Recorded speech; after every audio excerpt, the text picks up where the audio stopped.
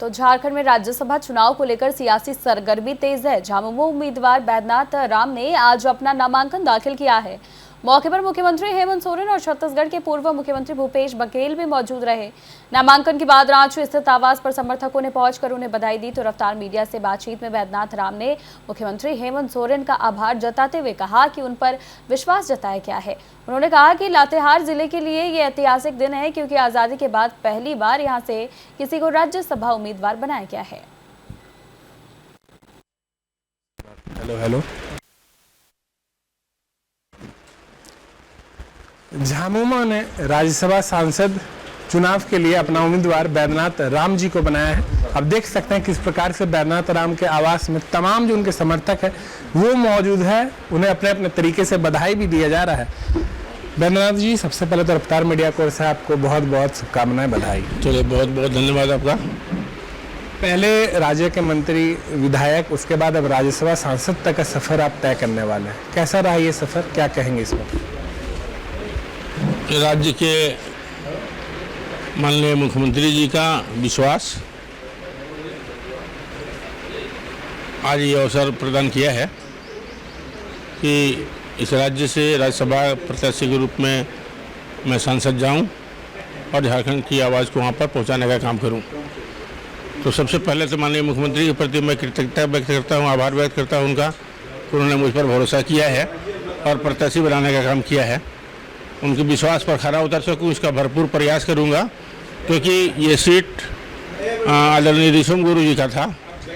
उनके देहांत के पश्चात ये सीट खाली हुआ था और उस स्थान को भरने के लिए माननीय मुख्यमंत्री ने मेरे को आगे किया है।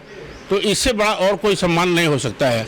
इतना बड़ा विश्वास अपने आप में एक मिसाल है कि तमाम बातें आ रही थी कि परिवार का कोई जाएगा।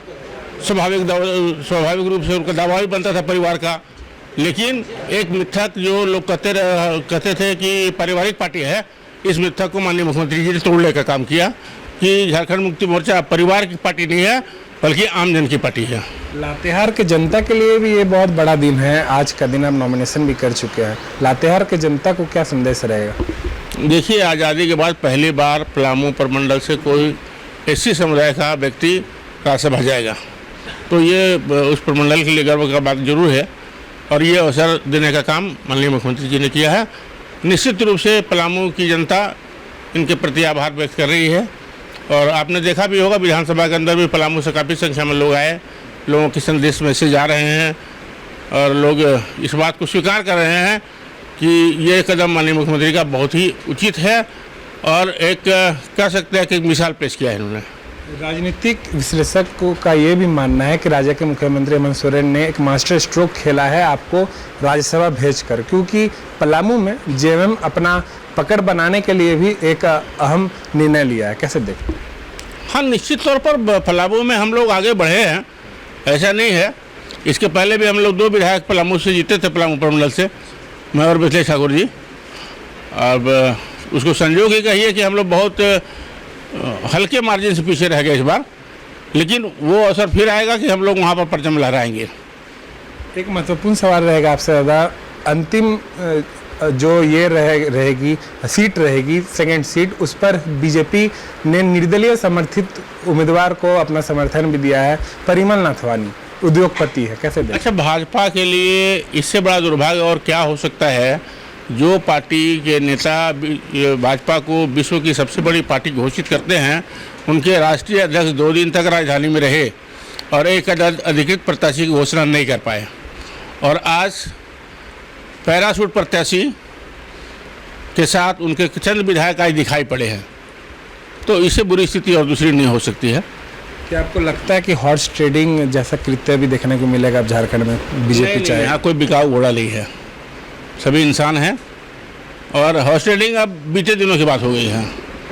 ऐसा कुछ नहीं होने वाला है। गठबंधन के दोनों प्रत्याशी के रूप में हम लोग जीतेंगे और राज्यसभा के सांसद बनेंगे।